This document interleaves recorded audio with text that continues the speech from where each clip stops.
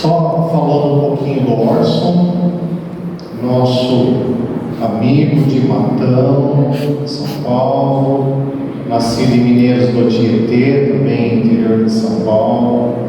Orson, palestrante espírita, escritor de muitos livros, articulista em muitas mídias espíritas do Brasil, de fora. Vem gentilmente mais uma vez atendendo o nosso convite para falar sobre o tema projeto reencarnatório. De uma forma geral, é um tema sobre reencarnação. Qual é a ideia do pinga-fogo? Bem parecido com o pinga-fogo do Chico Xavier, que nós temos na internet, para a gente ver. A gente pode fazer qualquer pergunta que seja, naturalmente voltada para o tema reencarnação, para que o Orson possa responder, possa trazer à luz para nós aí a nossa dúvida. Naturalmente, já temos diversas perguntas aqui do pessoal que foi me mandando por WhatsApp, foi mandando nos grupos por WhatsApp, mas está aqui disponível papel, caneta. O João pode se dirigir até quem quiser para pegar coisa escrito. A gente achou só que fica mais simples fazendo por escrito, tá? Mas se apertar alguém não conseguir, está aí o microfone também para fazer a pergunta para o Orson, tá bom? Orson, então você abre aí inicialmente e depois a gente começa a fazer perguntas assim que você liberar aí, tudo bem? Perfeito, Ronaldo. Bom, primeiramente eu quero cumprimentar os amigos, é uma honra muito grande. Eu já estive aí em Pedreira tantas vezes, inclusive estive aí recentemente, faz alguns meses, apresentando e confraternizando com vocês no Seminário Espírita. Eu estou em Matão agora. Que maravilha essa possibilidade que nós temos, irmãos, de interagirmos à distância e em tempo real, de forma que me sinto muito honrado com esta oportunidade tão valiosa. Quero saudar vocês com o meu abraço. É uma satisfação ver aí o ambiente do centro, que conheço tão bem, já estive tantas vezes aí. Mas esse tema é um tema instigante, é um tema muito agradável. Eu tenho feito inúmeras vezes, digamos que é um dos temas campeões de audiência, digamos assim, a requisição que ele sempre oferece, porque essa abordagem sobre o projeto reencarnatório, ela nunca se repete. Vai depender muito do andamento, vai depender muito da direção das perguntas, que as pessoas fazem. E eu estou aqui não como quem sabe tudo de forma nenhuma, porque eu sou um aprendiz também e tenho que raciocinar doutrinariamente durante as respostas. Então, o que eu não souber, eu vou dizer eu não sei, porque realmente eu posso entrar aqui em algumas saias justas, porque o assunto ele é muito amplo, mas é um assunto empolgante. A reencarnação, ela é um dos princípios básicos do Espiritismo, é o que dá embasamento doutrinário ao corpo doutrinário do Espiritismo. A reencarnação, ela é a repetição das experiências para que possamos amadurecer através de várias existências corpóreas para uma única vida que se repete em várias oportunidades. Nós vamos aprendendo, vamos amadurecendo, vamos crescendo em espírito, em verdade, em intelecto, vamos desenvolvendo as virtudes. Então a reencarnação, ela é na verdade um mecanismo muito sábio, muito justo de fazer a evolução, porque ela tem dois critérios extraordinários. Primeiro, naturalmente, é a justiça. A reencarnação, ela iguala todos nós, porque todos nós viemos de uma condição de ignorância e estamos destinados à perfeição, ainda que relativa, já que ninguém alcança Deus. Mas então, a nossa mudança, o nosso progresso vai depender do nosso próprio esforço, é do esforço individual que nós alcançaremos.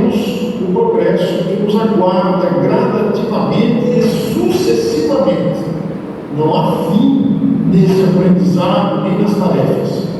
Por outro lado, há que se considerar também, quero saudar aqui o nosso querido Marcos Bernardo, que acabou de se manifestar aqui no chat. Marcos, meu amigo, que satisfação. Muito obrigado pela sua presença. Além do critério de justiça, há um outro critério muito importante que a gente nunca leva em consideração, que é o esquecimento do passado. Isso é bênção para nós.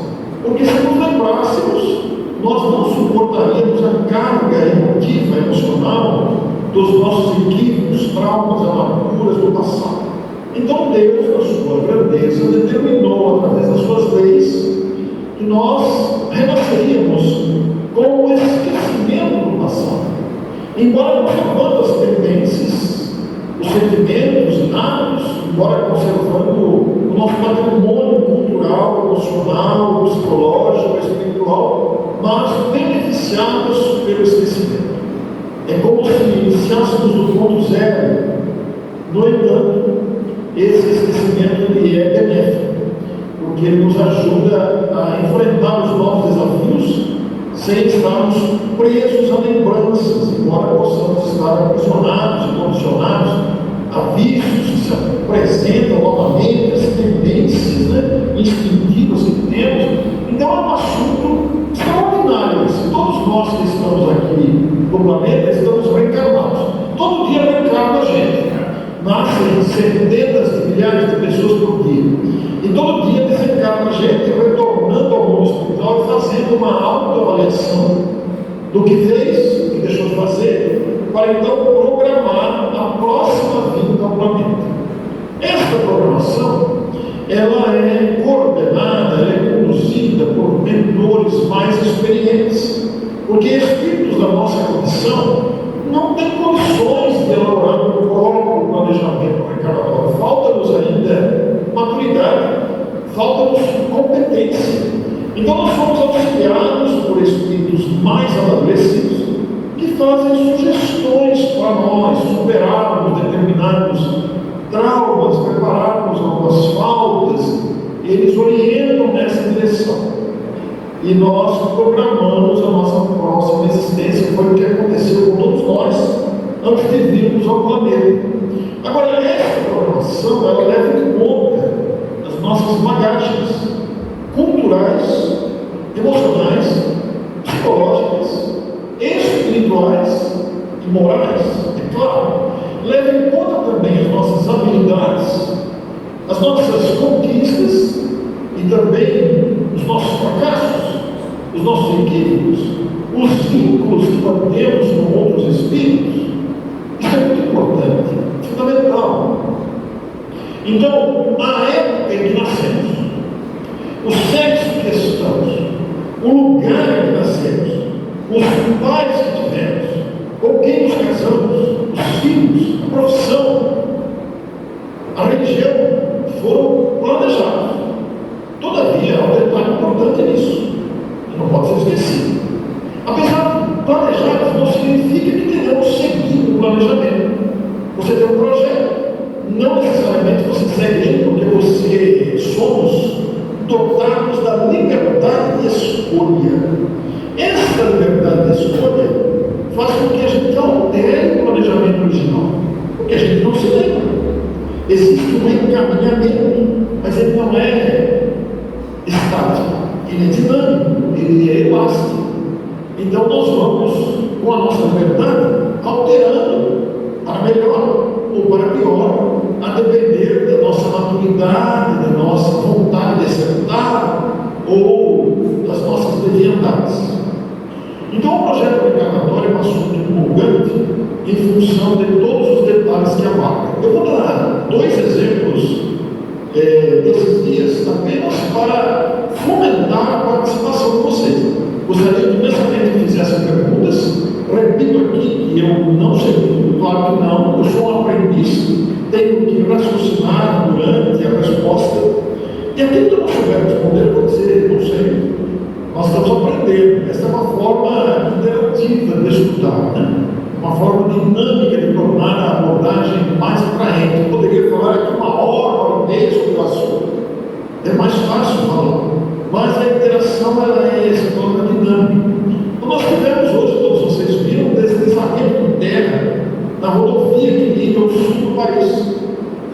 alguns veículos foram soterrados. As pessoas que desencarnaram vítimas do soterramento interno, do deslizamento interno, perdão. Como é que é isso? Estava programado isso? Isso é obra do acaso? Por que alguns morreram e outros não? Vejam quanta abertura existe aí. Por outro lado, nós tivemos aquele incidente muito lamentável, desagradável, no Espírito Santo, com aquele adolescente que atirou os professores e alunos.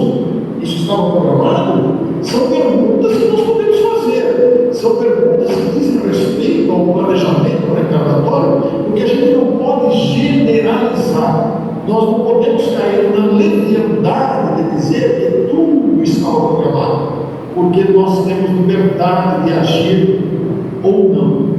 E este agir ou não altera a programação. Então vamos partir daí. Nós temos um planejamento, temos as bagagens boas e ruins, e temos uma meta a atingir. No meio disso tudo existem os relacionamentos de pessoas diferentes entre si, que somos todos nós. As pessoas com quem convivemos dentro e fora de casa, na profissão, nos grupos de fé e tantas outras questões, inclusive coletivamente. Nós estamos vendo a guerra na Ucrânia, com a Rússia, nós estamos vendo esse alvoroço político no Brasil que permanece ainda mesmo após as eleições. Como é que é isso? Como é que nós podemos analisar toda essa multidão de eventos à nossa volta com as luzes da doutrina espírita, inclusive dentro de nós mesmos, que constatamos quanto nós temos necessidade de amadurecer em várias áreas? Então eu dou uma parada aqui e vamos passar para as perguntas. E eu confesso aqui, se eu não souber, eu não sei, mas nós vamos raciocinar juntos, porque é um assunto palpitante. Vamos então, Ronaldo, para a primeira pergunta. Eu queria começar puxando aqui o pessoal, né? O pessoal está muito quieto, ninguém está fazendo o movimento de perguntar, mas vamos precisar de todo mundo, tá? Senão nós vamos esperar. Marson, eu queria dar uma esquentada um pouco aqui no tema. Na época do Covid, surgiu no meio espírita a questão aí da data limite. E depois essa coisa da data limite foi mais longe, né, dizendo que quem não melhorasse, não estivesse bem e desencarnasse agora, iria para o planeta Chupão, que era um planeta lá onde ficariam as almas renegadas, né? Essas pessoas que desencarnaram de Covid são espíritos realmente que estão saindo da Terra para não mais voltar. O Covid estava no planejamento reencarnatório, foi uma fatalidade. O que você poderia trazer para nós, aproveitando essa oportunidade, sobre os desencarnes do Covid? Bom, Ronaldo, só repete uma palavra para mim que eu não entendi quando você fez a pergunta. Você falou, por ocasião da Covid, a questão essa palavra que você falou, eu não entendi. A questão que apareceu no meio espírita, a questão da data limite. Ah, perfeito, data limite, perfeito. Muito bem. Olha, a desencarnação no planeta, ela ocorre por lei natural.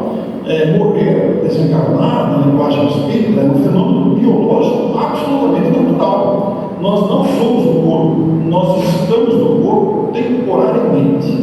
Então nós desencarnamos, todo dia desencarna a gente por variados motivos: AVC, infarto, doença terminal, câncer, acidente de trânsito, homicídio, suicídio. Há uma série de circunstâncias que ocasionam a morte, inclusive de crianças, de pessoas maduras, de idosos. Todo dia morre gente pelas mais variadas razões. Nós temos que considerar que a Covid, independente da origem do vírus, que nós não vamos discutir aqui, não nos cabe, e não sabemos ainda qual é exatamente a origem da Covid, porque foi um assunto que acabou virando polêmica, não é mesmo? Então nós não vamos entrar nesse campo da origem da Covid. Nós vamos destacar a realidade da Covid, que foi um vírus, uma pandemia que vitimou milhares de pessoas no mundo, né? No Brasil, mais de 700 mil mortes, é um número muito expressivo. Agora, há que se considerar que o fato da pessoa morrer de Covid não significa em absoluto que a Covid foi a forma de levar embora pela morte pessoas que deveriam ser expulsas do planeta. Não, absolutamente não. Nós estamos num planeta de imperfeições, inclusive de imperfeições da matéria, sujeitas a vírus, sujeitas a acidentes de todo tipo, inclusive um escorregão que você bate a cabeça e morre, ou um infarto, um AVC fulminante. Nós estamos sujeitos às condições do planeta e do próprio corpo com as suas imperfeições.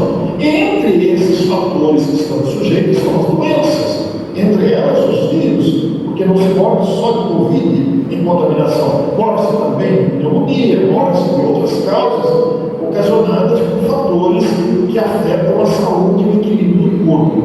Então, o fato da pessoa morrer de Covid não significa em absoluto que a pessoa está inclusa num processo de regeneração do planeta em que morreu-se de Covid para levar embora aqueles que foram vitimados pela doença. Morre-se de Covid como se morreu, morre de outras causas. Inclusive, a Covid estaria ameaçando novamente, não é mesmo? Mas é um sistema provacional desse planeta, ou expiatório, a depender de cada caso. Em alguns casos de morte por Covid, era processo expiatório. Em outros casos, era um caso de provação para o próprio ou para a família. E pode haver casos também, entre as vítimas de Covid, que permaneceram longo tempo entubados. Eu mesmo tenho parentes que iam e voltavam do hospital entubado, um processo muito doloroso. Isso enquadra-se também em processos provacionais, expiatórios ou de abnegação. Alguns espíritos solicitaram renascer no planeta nesta época para enfrentarem esse flagelo, para algum aprendizado que nós não suspeitamos, para ensinar, para dar oportunidade de aprendizados. Aquele grupo do Rio de Janeiro, que é muito engraçado, que produz aqueles clipes curtinhos e humorismo e espiritismo, né? Há um vídeo muito engraçado em que o mentor pergunta para o futuro reencarnante se ele queria reencarnar. E ele reclama: imagina que eu vou reencarnar agora, a Terra está com Covid, imagina, eu quero ir para a Terra agora que está com Covid. E o mentor, no linguajar humorístico, né, vai dizer para ele: você quer dar um upgrade da sua reencarnação, da sua evolução? Renasce agora na época da Covid, que você vai evoluir bastante. Isso, em outras palavras, significa que os apuros, os terrenos que a gente passa, não só na Covid, na verdade são instrumentos de evolução, de aprendizado, de degraus evolutivos. Por outro lado, a data limite que se explorou tão levianamente, existe a lei do progresso. O progresso se faz de maneira constante, tanto individualmente, todos nós fazemos o nosso progresso, vamos evoluindo, aprendendo com as experiências ruins, encarnamos e desencarnamos, fazemos projetos reencarnatórios, voltamos, reavaliamos, para então voltar outra vez e vemos méritos e deméritos que temos para ver se merecemos voltar ao planeta ou não, não é mesmo? Então, a data limite ficou assim de uma maneira muito vexatória, porque colocou-se palavras na boca do Chico, explorou-se levianamente isso, como a dizer que chegasse aquela data ia acontecer isso. Você diz que a data chegou e não aconteceu nada. O processo continua, é um processo contínuo de aprendizado e evolução. Não é uma fixação de data. Aliás, os espíritos superiores, está muito claro na codificação, não fixam datas. Por que não fixam datas? Porque depende do comportamento do ser humano que habita o planeta, que vai tomar decisões favoráveis ou desfavoráveis ao processo da própria evolução. Então, cria-se polêmicas desnecessárias que desviam o foco da nossa atenção. E qual é o principal foco da nossa atenção? Qual é o objetivo de uma reencarnação do planeta, senão a nossa melhora individual?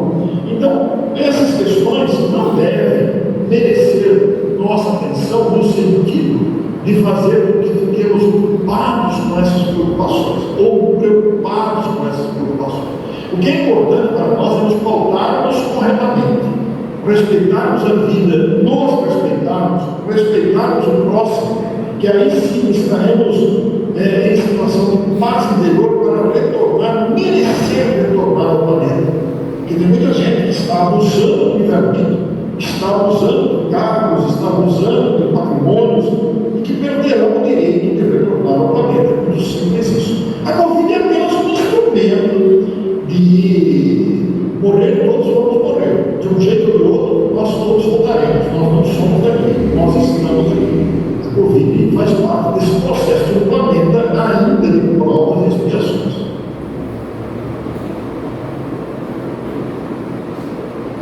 Orson, o que viria a ser o projeto reencarnatório?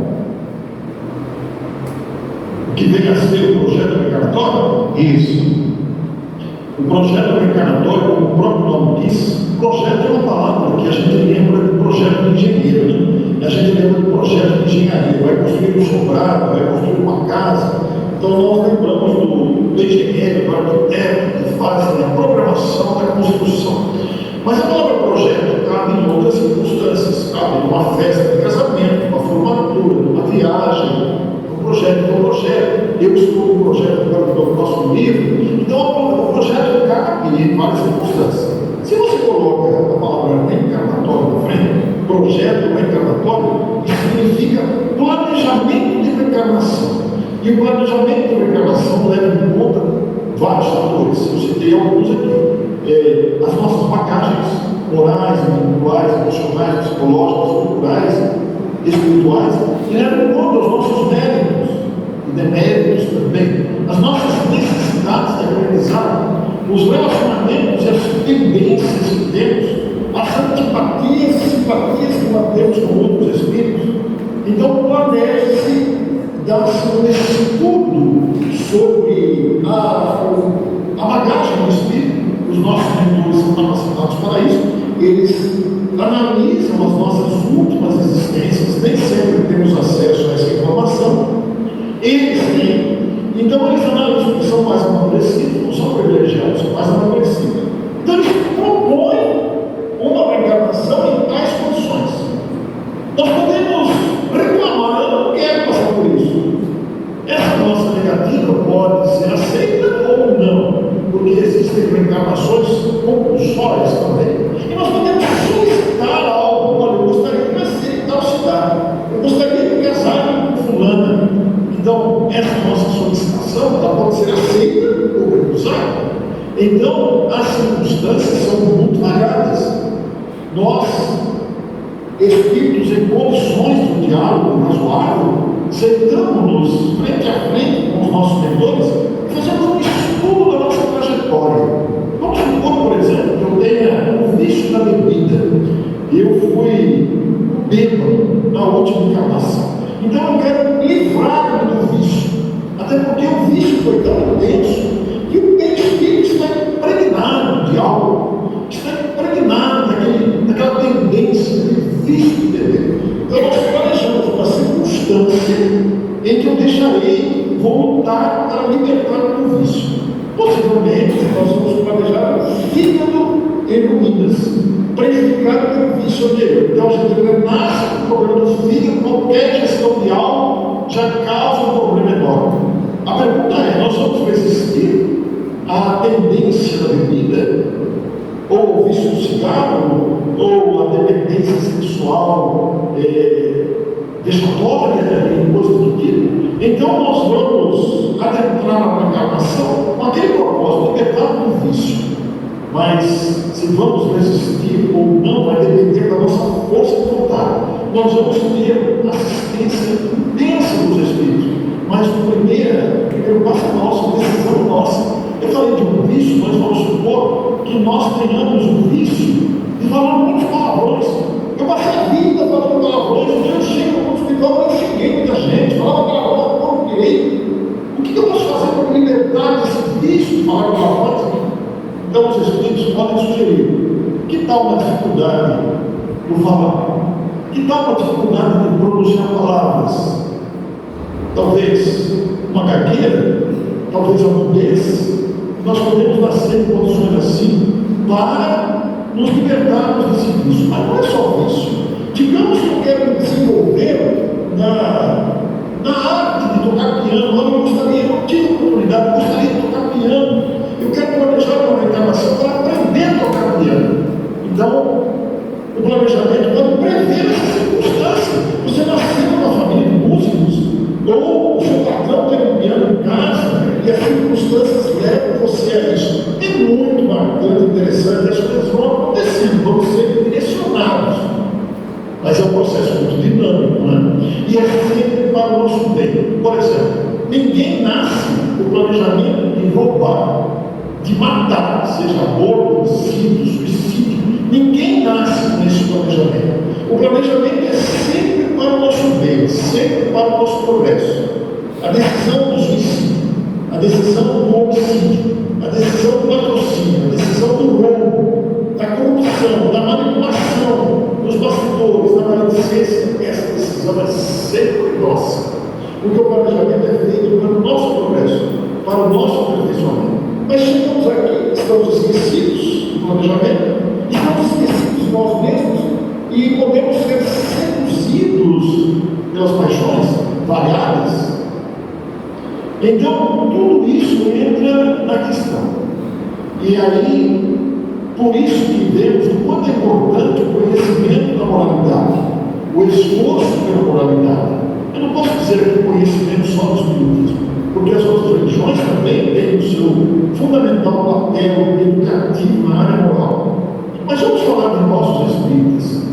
Nós conhecemos o espiritismo e passamos a compreender essa grandeza doutrinária e moral que ele apresenta. Então nós temos aqui um reforço, nós temos aqui uma orientação, nós temos uma luz para guiar os nossos caminhos. Vamos aprender com as lições, ouvimos os estudos, participamos dos estudos. A gente só não pode alegar a ignorância, mas eu não devo fazer tal coisa, eu devo ser melhor, eu devo melhorar a mim mesmo.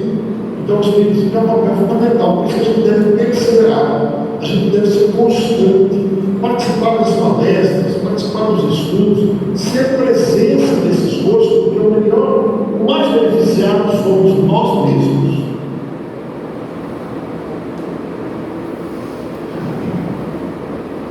Está começando a aparecer perguntas aqui, Arson. Deixa eu te falar uma coisa. Quando você fala alguma palavra com a palavra S, chia aqui, eu acho que você deve estar falando muito próximo ao microfone do seu computador, tá? Se você puder afastar só um pouquinho, isso.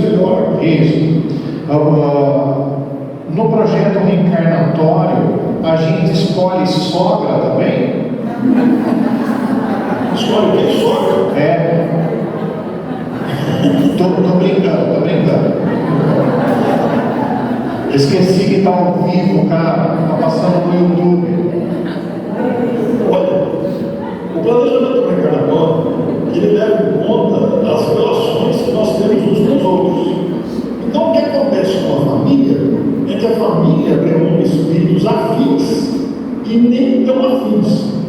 Então, espíritos muitas vezes adversários, antagônicos, podem estar na mesma família, na condição de sogra, na condição de genro e até na condição de cônjuge ou até filhos. Quantos casos nós não vemos de pais que não se entendem com os filhos e vice-versa? Quantos cônjuges que não transformam a vida no feminicídio? Às vezes são espíritos antagônicos. Então a gente solicita sim nascer um determinado grupo familiar para aprender uns com os outros. Mas a sabedoria de Deus também coloca conosco espíritos que são estranhos a nós, para que aprendamos com eles e eles conosco. Mas vale ressaltar que a minha sogra é um amor, tá? Você meio que respondeu, mas eu vou reforçar porque tem uma colocação interessante. Nascemos e estamos onde precisamos. Quem nasce em casas desestruturadas ou favelas recebem o aval para entrar para o crime E a pergunta: existem vítimas? Muito boa pergunta, muito boa pergunta. Porque veja, o local em que nascemos, a época em que nascemos, a família que nos recebe foram programadas. Ou, se não foram programadas, fazem parte do nosso acervo de relacionamentos. Por que eu estou usando agora a expressão não programada? Porque existem nascimentos frutos de aventuras sexuais que não foram programados. Filhos de violência sexual contra a mulher, aventuras em motéis ou abusos sexuais da fragilidade em que uma mulher possa se apresentar e que engravida depois. Em muitos casos, eles ocorrem com muita frequência em lugares socialmente mais carentes, onde realmente a disposição para o crime pode se apresentar com muito mais facilidade, até pela falta de oportunidade e até pelas condições em que está inserido. Mas o que ocorre é que muitos espíritos solicitam renascer desse meio para aprendizados que nós não fazemos dimensão, não temos dimensão. Mas, por outro lado, muitos nascimentos ocorrem, como dissemos, fruto da ausência de planejamento, fruto do descaso, da violência, fruto de aventuras e de desrespeitos sexuais. Então, como um casal que está numa aventura sexual, está querendo se divertir sem qualquer termo de responsabilidade e ocorre a gravidez, esse espírito que veio ocupar o novo corpo que está sendo formado estava ligado de alguma forma ao pai ou à mãe, ou a ambos. Então, o fato de nascer no meio contrário à disposição que o espírito requer, o espírito quer evoluir, ele quer aprender, ele quer ser útil, mas ele nasce no meio completamente hostil. O nascimento no meio completamente hostil, socialmente considerado, falando nesses termos, como foi feita a pergunta, pode ser para o espírito uma provação. Pode ser uma prova para o espírito superar-se no ambiente contrário.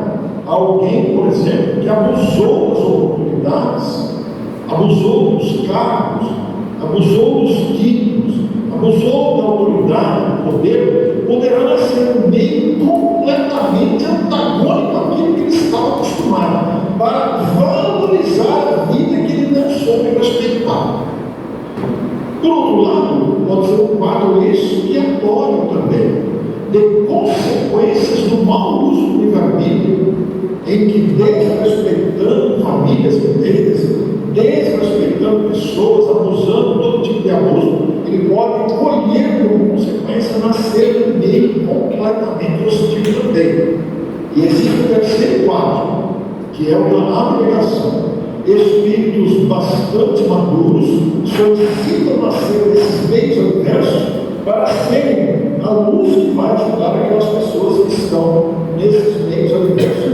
O planejamento reclamatório nunca é para prejuízo do espírito, é sempre para benefício do espírito. O que acontece é que as circunstâncias podem ser desfavoráveis pela necessidade do espírito, por causa dos abusos que ele praticou, ou por causa da necessidade que tem de algum aprendizado.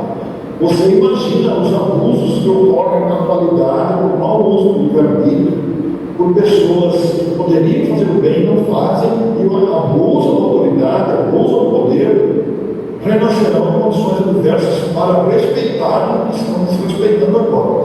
Mas também aqueles que não são autoridades, aqueles que não têm poder, aqueles que não têm condições, e mesmo assim abusam da situação em que se encontram, também encontrarão adversidades, porque a lei não tem preferência, não existe privilégio na lei de Deus, nem de nenhum tipo. Tudo que nos acontece é fruto da nossa necessidade ou por consequência dos nossos equívocos. Será muito interessante que vocês leiam lá na obra O Céu e o Inferno, aquele documento precioso que se chama Código Penal da vida futura. Porque a todo instante estamos criando novas causas de aflições futuras, como também estamos criando novas causas de alegrias futuras. Depende do comportamento de agora, até a gente aprender a respeitar a vida. Temos 3 perguntas aqui que eu vou fazer para você, e daí você faz um apanhado, porque são do mesmo tema. Sim. Ok? Um feto de 2 a 3 meses que é abortado de forma espontânea chega a receber alma? É considerado. Não, só isso aqui. Fala de novo que eu não consegui entender a pergunta. Um feto de 2 a 3 meses que é abortado de forma espontânea chega a receber alma? É considerado uma reencarnação e um desencarne? Essa é a primeira, tá? Sobre o desencarne de espíritos ainda no ventre materno, são sempre resgates. Quando ocorre o aborto, o espírito que encarnaria é prejudicado no seu processo evolutivo ou simplesmente se desliga do feto e volta ao planejamento para novo encarne? A terceira, desencarne de uma criança com pouco tempo de vida.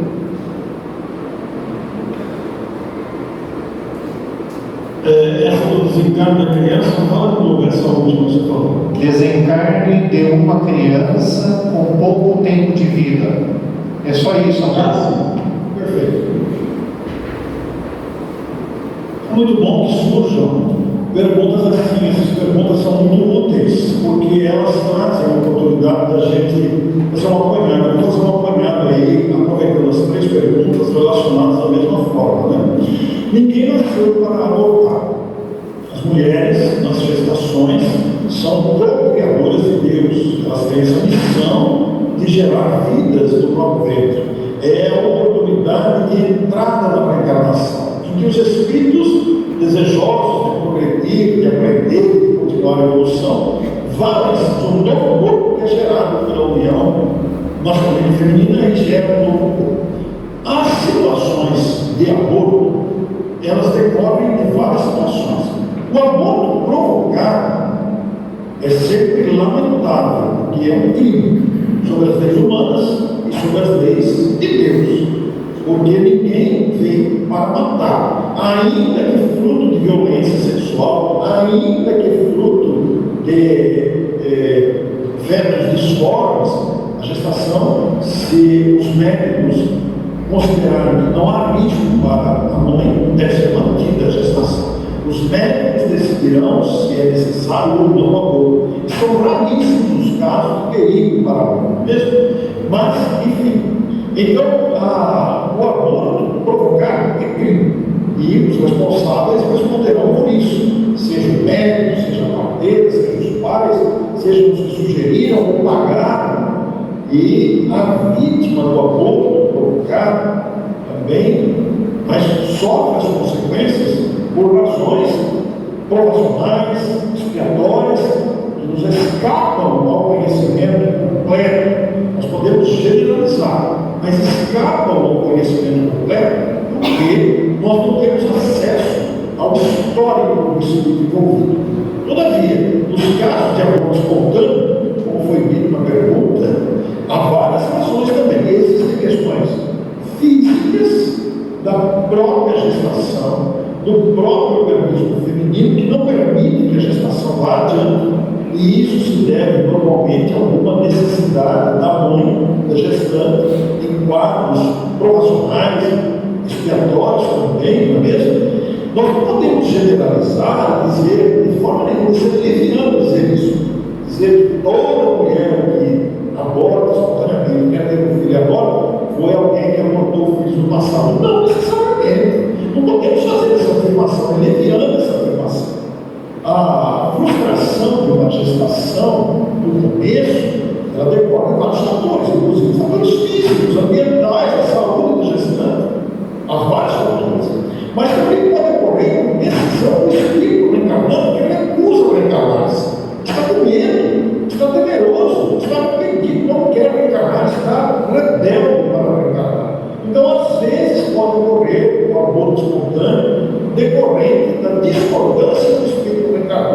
que às vezes é um processo compulsório e recusa-se pela liberdade que todos nós temos de aceitar ou usar aquilo que é oferecido para o nosso aprendizado.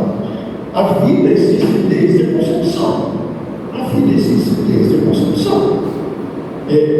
Concebeu, ali existe vida. Aí começa o processo todo gestacional. Pode ocorrer um aborto espontâneo, por fragilidade física, por deformidades físicas, ou por processos do próprio espírito. Mas sempre que ocorre o aborto espontâneo, o aborto especialmente espontâneo, ele situa-se em quadros profissionais também, ou expiatórios, seja para o espírito, seja para os pais, ou para a família. Algum aprendizado está embutido. Ainda que o espírito não recuse reencarnar-se e assim ocorra o aborto espontâneo, às vezes é uma promoção para os pais ou para a mãe. Pode ser, não pode ser generalizado. Se nós generalizarmos isso, nós estamos cometendo uma leviandade, como disse. Pode ser que aquela mãe não soube valorizar a paternidade e a existência anterior, abandonou os filhos, ou praticou o amor, porque agora quer engravidar e não consegue. Tem várias situações, mas não pode ser generalizado. Eu volto a dizer, nós não temos acesso ao portuário, não temos acesso ao currículo dos envolvidos.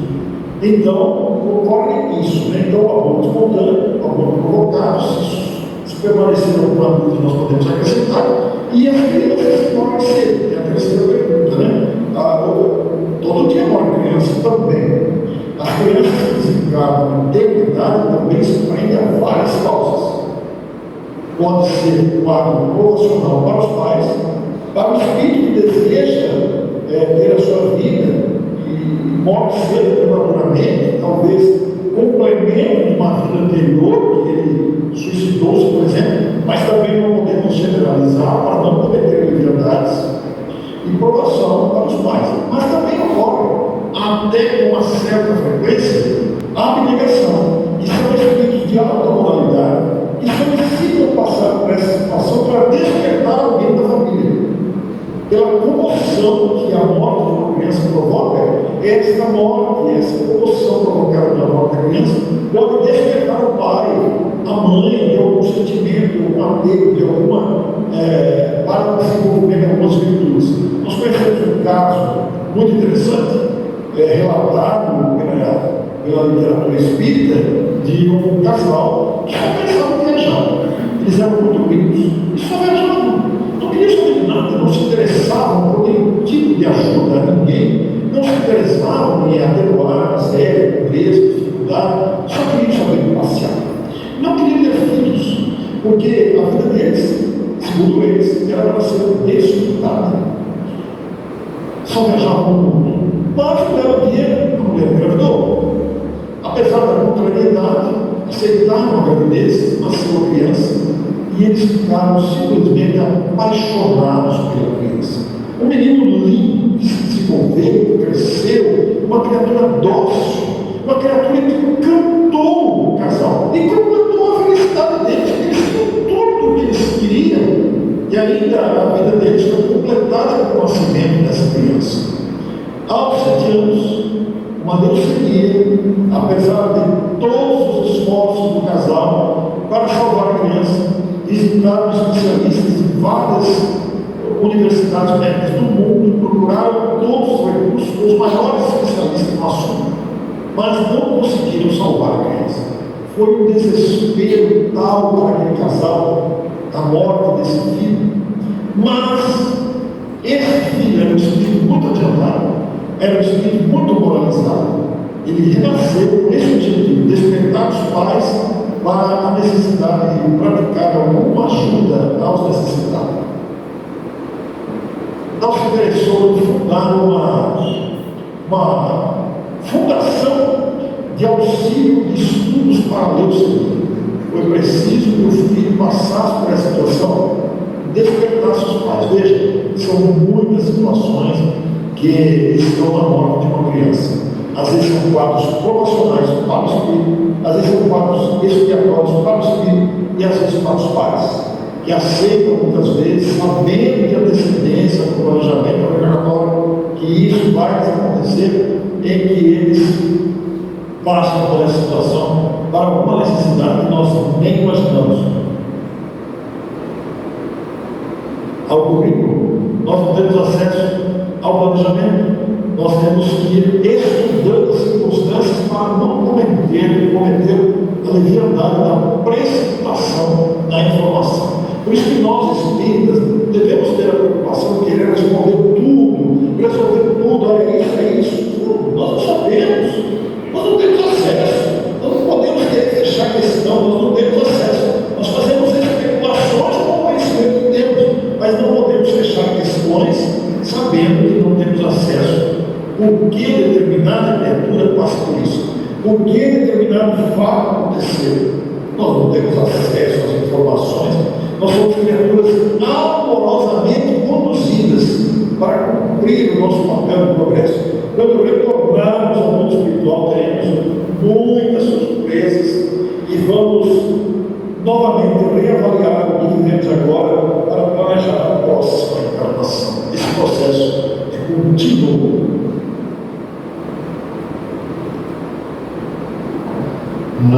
No caso dos indivíduos que cometem determinadas ações como crimes, exemplo, os psicopatas, que são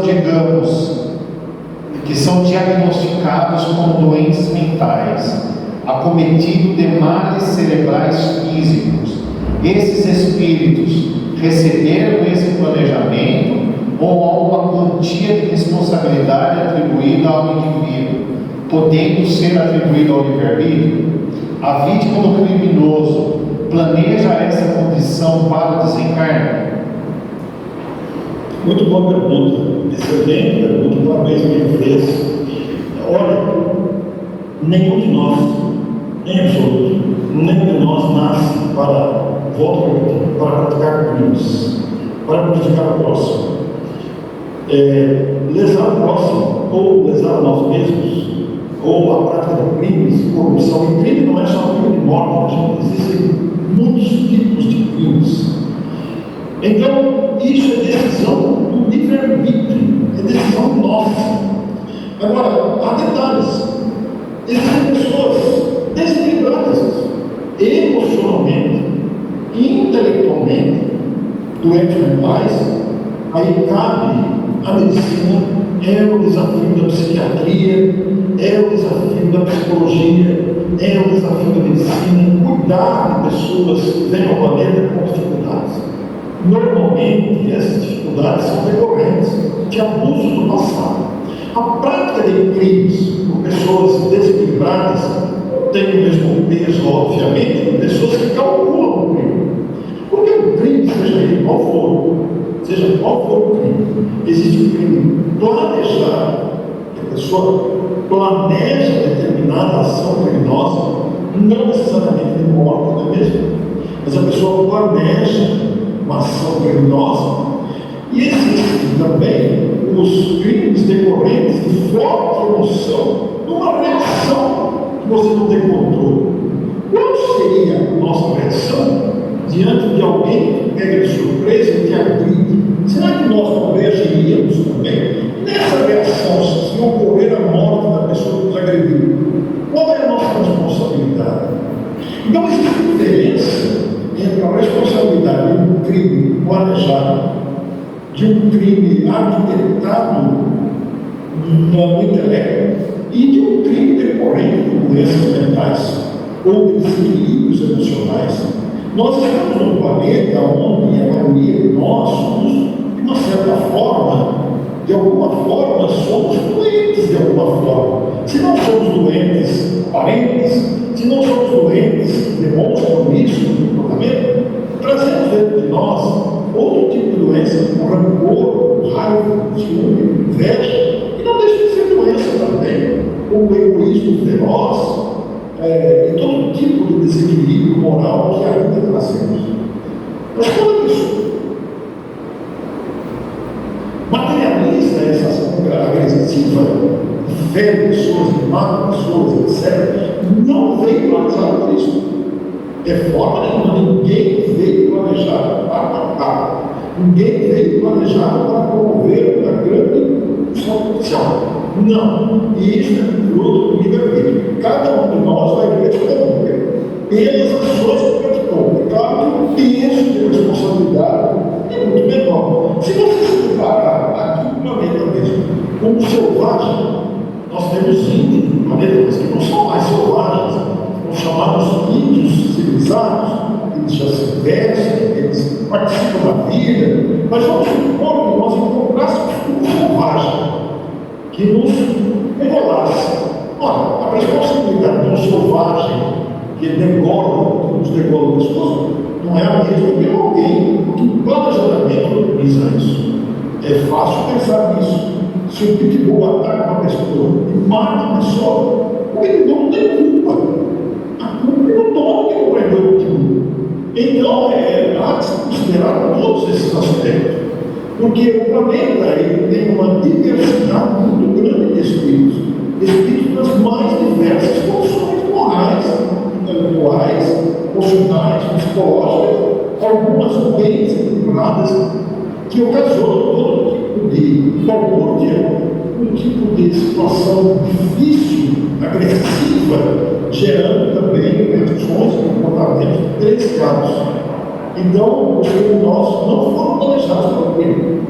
Eles foram por decisão livre-arbítrio, ainda que planejem entre si. Imagine, por exemplo, uma situação do contrato, você contratar um matador profissional, como ainda tem no nosso meio. O matador profissional, que é contratado para matar alguém, ele vai responder por esse tipo de trabalho. E quem contrata também, porque está com a intenção de prejudicar alguém, de livrar-se de alguém, mas ele é matador profissional e o outro tratante profissional que quer, ninguém veio com essa tarefa. Porque o nosso objetivo é progredir. Temos o dever de nos respeitarmos mutuamente. A responsabilidade pelos nossos atos e gestos, reações de atos, ela é proporcional ao nível de maturidade e moralidade que nós tenhamos. Mas há um detalhe fundamental nessa história toda. A nossa consciência é diferente de cada um. O que para mim é um erro pode ser aceitado por você. O que pode ser certo para mim pode ser errado para você. O nível de maturidade, de consciência diante das situações é muito diferente. Então tem pessoas que têm consciência e não respeitam. Tem outros que não têm. E para eles é normal se respeitar. Para muitas pessoas é normal roubar. Para muitas pessoas é normal tirar proveito. Inclusive matar é um processo natural. Mata-se por nada. Explora-se sem piedade, sem compaixão. Todo dia a gente vê isso. Mas acontece que conforme o espírito progride, a consciência vai aumentando. E conforme a consciência vai aumentando, a gente vai tomando conhecimento dos equívocos que praticamos antes, quando não tínhamos consciência. Então, se nós estamos numa vida, eu não devo ter feito muita coisa errada, eu tenho um corpo saudável, eu tenho uma vida boa, tal, deixa eu pensar assim, eu não fiz nada errado. Cuidado. Pode ser que nós não tenhamos condições ainda de responder para decidir no passado, nem imagina que fez. O tempo trará, no devido tempo, a gente vai tomando conhecimento de épocas imemoriais em que prejudicamos os outros, em que tiramos proveito, exploramos, causamos sofrimento, e aí a gente vai vendo isso, a gente vai recordando as reencarnações passadas, e diz: meu Deus, eu fiz isso. E aí a gente sente necessidade de reparar-se consciencialmente. Eu gostaria de fazer uma sugestão para vocês. Os que estiverem em casa, leiam o último capítulo do livro Roteiro. Essa é uma pérola, é um capítulo curto. Capítulo 40, Ante o Infinito. Se você não tem livro em casa, digite na internet lá, Ante o Infinito, capítulo 40 do livro Roteiro. Leiam esse capítulo. Vocês vão ficar encantados com uma apreciação lógica de Emmanuel, de dizer sobre essa grandeza da vida e que nos aguarda e que já fizemos, e faz uma associação maravilhosa para entender essa questão que foi perguntada. Estamos chegando perto do fim do tempo, hein, Orson? E tem um monte de pergunta ainda para fazer, hein, cara? Vai, vamos jogar pro ano que vem a parte 2, hein? Tem que fazer a parte 2 desse assunto, não tem fim, não. Não tem. No planejamento reencarnatório, existe a participação ou concordância dos pais encarnados? Eles são consultados? E nos casos dos estupros? Que maravilhosa pergunta, eu já fiz esse tema tantas vezes, essa pergunta não foi feita, que maravilha, muito obrigado. Olha, normalmente, os planejamentos são feitos com todos os membros antes da reencarnação do grupo. Né? Então, reúne-se o grupo principal ali, planeja-se, vamos dizer, com alguns decênios de antecedência, a reencarnação daquele determinado grupo que vai viver numa determinada época juntos. Mas poderá ocorrer, sim, dos pais estarem já encarnados e casados, serem consultados para a viabilidade de receber um espírito que estava ou não no planejamento. Então, durante o sono, esses pais podem ser levados à presença do mentor da família, do espírito responsável por aquele grupo, e vou aqui simplificar as palavras, né, apenas para nos fazer mais rapidamente entender. Digamos que existe um espírito muito necessitado,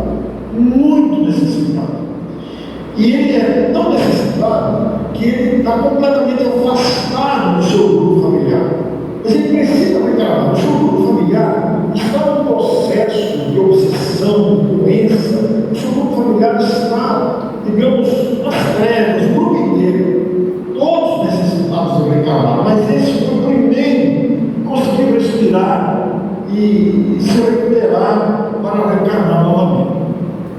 Como o grupo inteiro dele está no processo trevoso, digamos assim, os espíritos podem buscar uma família com quem tenha ou não relacionamento recente ou antigo, aí depende de cada circunstância, trazer os pais durante o sono físico para uma reunião e falar: olha, nós precisamos reencarnar esse espírito aqui. Não está no planejamento de vocês. Não foi planejado antes. Vocês aceitam receber mais um filho? O casal pode aceitar ou recusar. Digamos que o casal já encerrou o seu ciclo fértil, não consegue mais engravidar a mulher, já está numa idade mais avançada, os filhos já foram criados.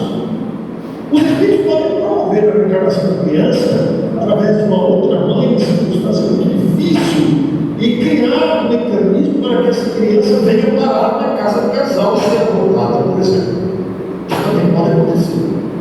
Então, poderá acontecer sim, nem fala assim. Mas digamos que os espíritos estão planejados para nascer aquela família.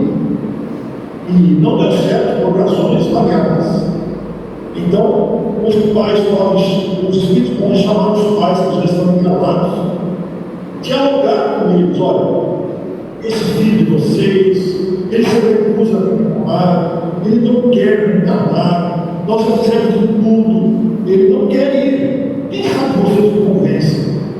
Aí vai entrar todo o amor do casal, para sensibilizar aquele espírito que é importante reencarnar, olha, você precisa, está no nosso planejamento, você concordou antes, você agora. Então, são múltiplas situações que podem ocorrer. Se vocês se lembrarem da reencarnação de Sigismundo, que estava no livro Missionário da Luz, nós vamos ver lá o espírito reencarnado, ele é inimigo do pai. Ele tinha sido assassino do pai em outra existência. E o pai sentia uma resistência com ele. Os espíritos tiveram que promover o outro entre eles para que pudessem se reconciliar. Nós estamos vendo no cinema agora o livro, o filme, Nada é por acaso. Aqui matamos células se amanhã, de vez em quando. O filme é muito bom, e fala abertamente desse processo de reencarnação. E há um detalhe muito interessante também, de que há uma barriga de aluguel. Eles contrataram uma moça para ser a mãe de um filho para dar sucessão à empresa lá. Ela receberia uma quantia muito grande, né, para ser apenas a geratriz dessa criança, ela ia apenas gestar a criança. Aí me perguntaram, peguei isso, cara, eu vou contar a história aqui, né? Vocês vão ver o filme. Mas me perguntaram, mas o planejamento, a barriga de aluguel, a contratação de uma gestante, faz parte do planejamento declaratório, contratar uma gestante, pagar uma fortuna para ela, só para gerar uma criança. É muito interessante. Eu falei, não, a criança teria que fazer parte do processo do grupo. O pagamento pela barriga de aluguel. E isso é secundário, isso é de ação humana e de decisão humana. Isso não foi planejado. Isso foi decisão de quem contratou, a moça que aceitou, a criança tem que ir, porque comprou, a vida ia chegar da família. Agora, dinheiro envolvido, isso é ação humana. Veja quantos detalhes cabem numa questão que acontece. Eu queria fazer a última pergunta. E daí já você, ao terminar, pode tecer suas considerações finais, tá? Você poderia falar sobre reencarnação de prova e expiação? A diferença? Não, para mim eu não consegui ouvir. Você pode falar sobre a reencarnação de prova e expiação? A reencarnação de prova e expiação? Isso. Perfeito. Essa pergunta também é muito boa, porque ela envolve aí as questões que normalmente ocorrem. Então, a prova, o que é a prova? A prova lembra escola, nota, avaliação de aprendizado. Isso é prova. O que é expiação? Expiação é consequência de um ato mal feito, de um equívoco. Então, uma reencarnação provacional é para a gente ver se a gente aprendeu. Então você vai passar pela prova da paciência, da humildade, da tolerância, do apego, do desapego. Você vai passar pela prova. Vamos ver se você realmente é desapegado. Então você vai viver situações para provar que você aprendeu a ser desapegado. Isso é prova. Você vai viver situações. Pode ser criado por outras questões. Vamos ver se você resiste ao ato de beber, como o exemplo que eu dei anteriormente. Então você vai nascer num meio que favoreça você beber. Se você provar que você não bebe mais, você passou, superou isso. Vamos supor que você tenha que provar que você não conta mais mentira, que você não fala mal dos outros, que você não reclama da vida, que são as virtudes que você quer adquirir. Então, você vai nascer num meio que favoreça o surgimento de situações que você prova que você já não passa por aqui. Existe um conto do livro Fé e Vida, que foi ditado por Humberto Campos.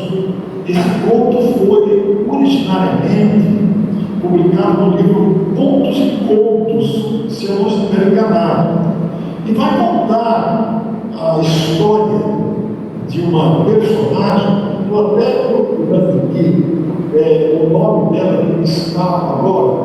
Essa personagem, ela levou 10 encarnações para libertar-se do egoísmo e do orgulho. Ela levou 10 encarnações. O grupo dela evoluiu, né? E ela foi ficando para trás, porque ela era muito ciumenta, muito orgulhosa e muito apegada, muito. Então, esse espírito agora eu achei, chama-se Diana. Foi contada essa história por irmão X. E ela vai contar a própria história. Está no livro Fé e Vida, ou Contos e Contos, foi colocado originalmente. Um texto que chama A Nova Diana. Eu até sugeri que vocês que procurem na internet A Nova Diana. Vai contar a história do espírito em luta para vencer o egoísmo que não tinha dentro de si, o orgulho que ela tinha. Ela levou 10 encarnações para se livrar do ciúme, do orgulho e do egoísmo, passando por situações provacionais.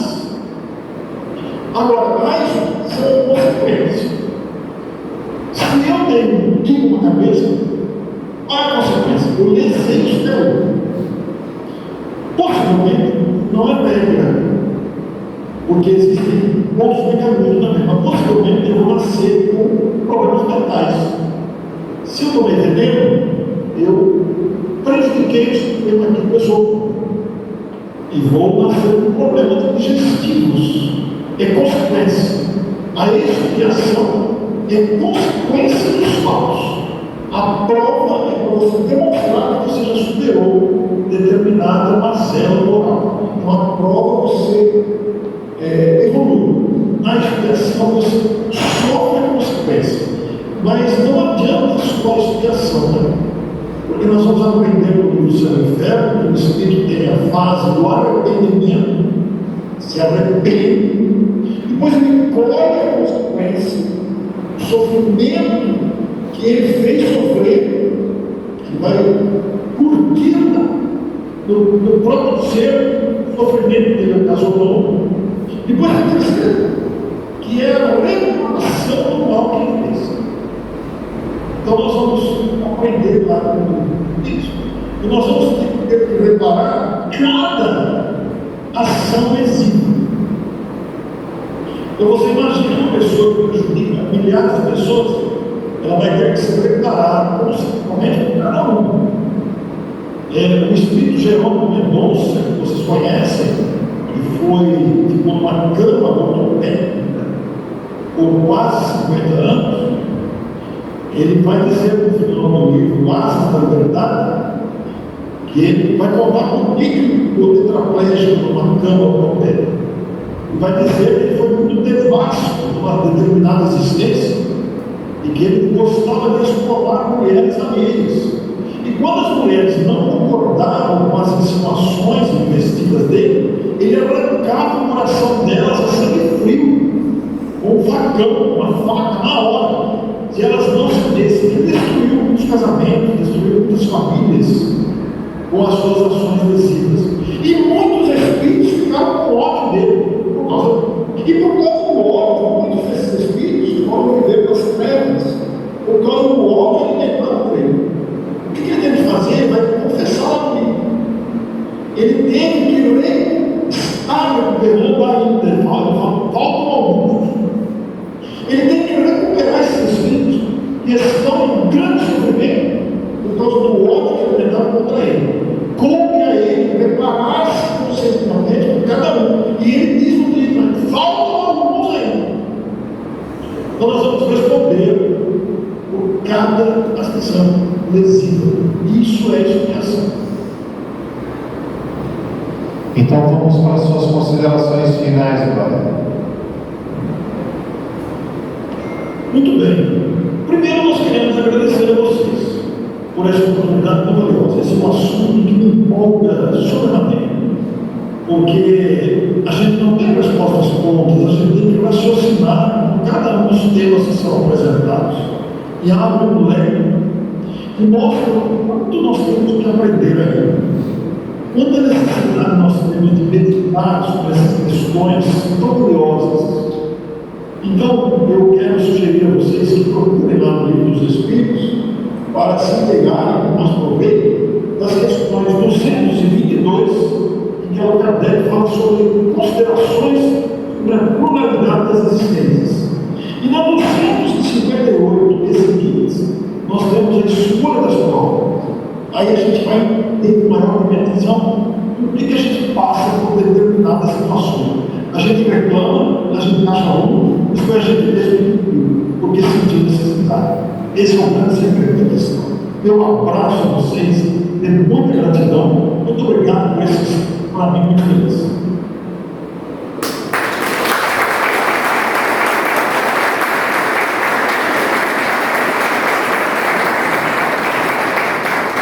Um super abraço a você, querido amigo, que é benfeitor da nossa casa. Vamos ver se a gente marca, então, para o ano que vem a parte 2, né? Ou outro tema aí para o Pinga Fogo. Vai ficar para a prece aqui com a gente? Oi, Ronaldo, desculpa, não entendi. Vamos fazer uma prece para a gente encerrar. Você ajuda a gente aí nas vibrações? E pelo passar do tempo, nós vamos fazer um passe coletivo hoje, tudo bem? Sim. Você faria isso que eu faço? Vou pedir para você fazer.